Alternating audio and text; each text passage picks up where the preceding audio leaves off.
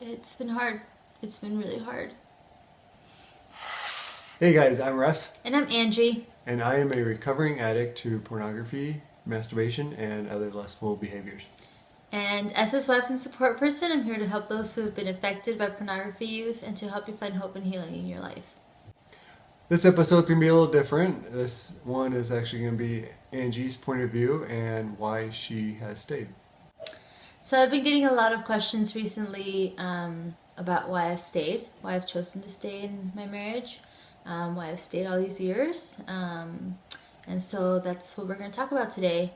It's not a simple answer really though.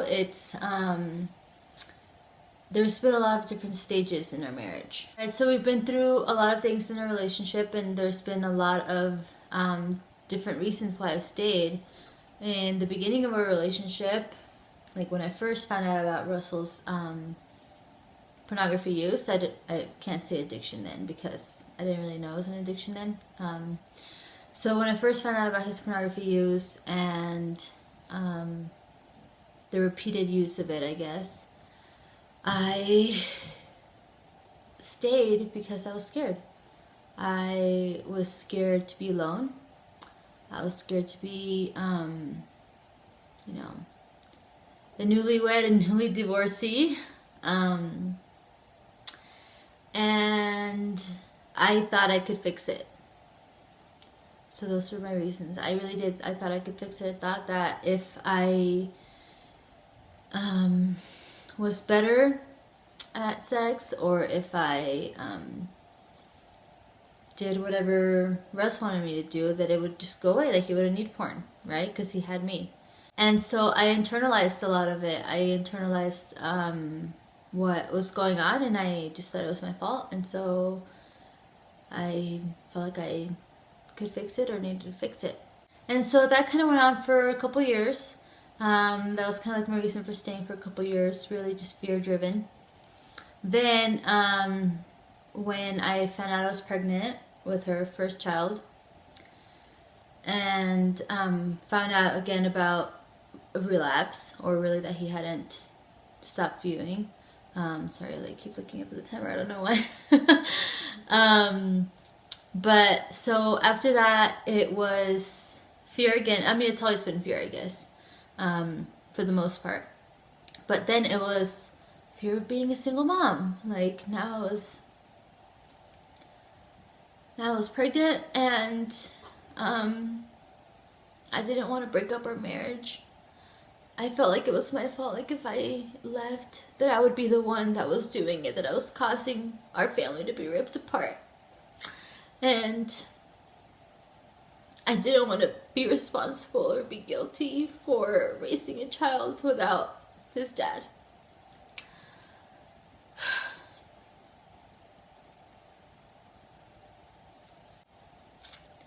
And I also just felt like I had nowhere to go there. I wouldn't be able to do the things that I wanted to do and provide a life for my child that I wanted to provide if I wasn't with him.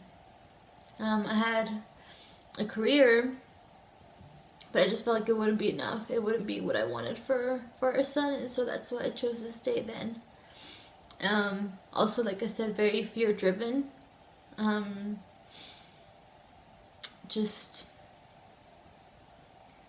Yeah. So then, at one point in our relationship, we had an incident where I actually caught Russ on a date, and we both believed that it was like pure divine intervention that happened. But after that is when I finally learned about boundaries and started setting boundaries in a relationship. But even then, at that point, I felt like I needed to stay because he wasn't sober. I felt like it was my responsibility to help him become sober. And I also felt like I couldn't just leave him in his state of mind out in the cold, right? Like, I felt like like, that's just not how you treat a person. Like, you shouldn't treat someone like that. And he was a person who was barely clearly wounded, even though I was hurting too. I just felt like he was hurting more than I was. So he was someone that was hurting, that was lost, and that needed help, whether he realized it or not. And I felt like it was my responsibility as his wife to provide that for him, to help him any way that I could. And setting boundaries did help me to be able to protect myself more. And I think that's really when things started to change and at least make a little bit of progress, was setting boundaries. And we do have a video about boundaries that I can link down below if you guys haven't seen it. So that was, you know, the reason then is I just felt responsible. I felt like I needed help. And really, Russ was exposed to pornography when he was 6 years old. You know, 6 to 8, I think, is what we like. Around there is where I can't fully remember, but he was so young, and I just always thought, like, what if that was my child? Or what if, like, he's just, you know, how do I say it? Like, I felt that he, for the longest time, was this little kid trapped inside.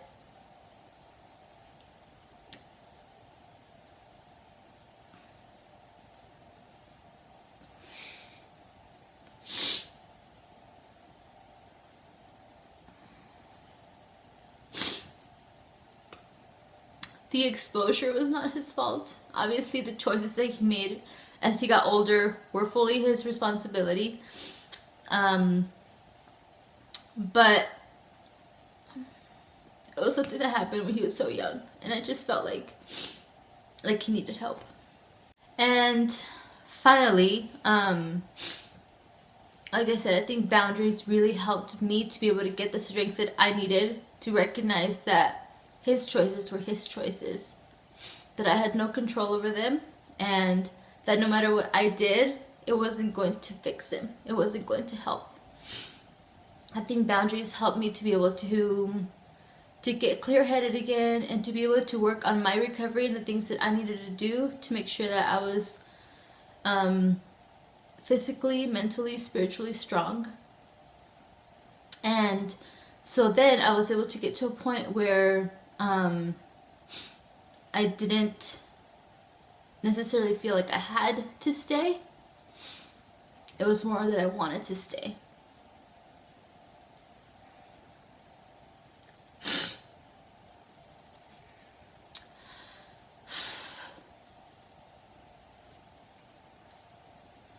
And there was a point in our relationship just a couple years ago where Russ said he was done. He wasn't gonna keep working recovery. He didn't feel like he had a problem. Obviously he had relapsed and he just was back in the addict mode. And because of the way that I was able to build myself up, I said, okay, that's fine. You know, if that's what you want to do, that's what we're gonna do, because I'm not gonna force you. I'm not gonna keep you in this relationship if you don't want to be in it. And I think that was a big wake-up call to him, realizing that I was okay with that, right? Yeah. So we did talk about separation, and we were gonna separate, and then he ended up changing his mind and realizing that he did need to focus on recovery again. So I stay because I want to stay. Even after Russell's arrest, I think that was probably the time where I wanted to leave the most, where I felt like I was just emotionally exhausted the most. And after talking and after like hearing his side and hearing what had happened, I didn't just jump the gun and leave. I decided that I was going to give it a little bit to see if he was actually going to do the things that he said he was going to do, and fully focus on recovery the way that he needed to in order to completely turn his life around. And as I was able to kind of sit back and like let him take the reins a little bit, I was able to see that he was willing to change, and he was willing to do everything that he needed to do to make those changes. And so again, I stayed at that point because I wanted to stay. I stayed because I love him, and because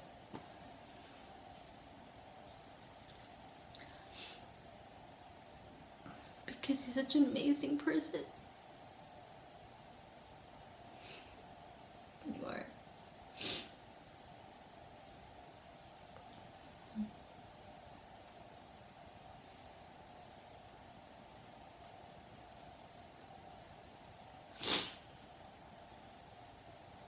The strength that he has showed me in fighting every day to overcome this addiction and to make sure that he never goes back to that place has been amazing.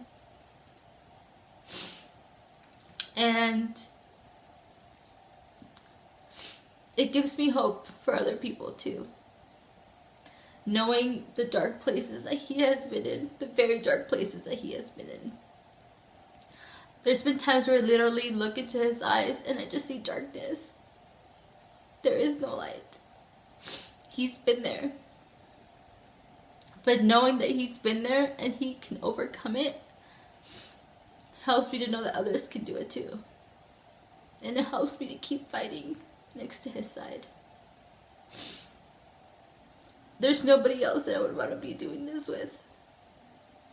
This has brought a lot of trials into our life, into our relationship, into our family, a lot of hardships. A lot of hardships.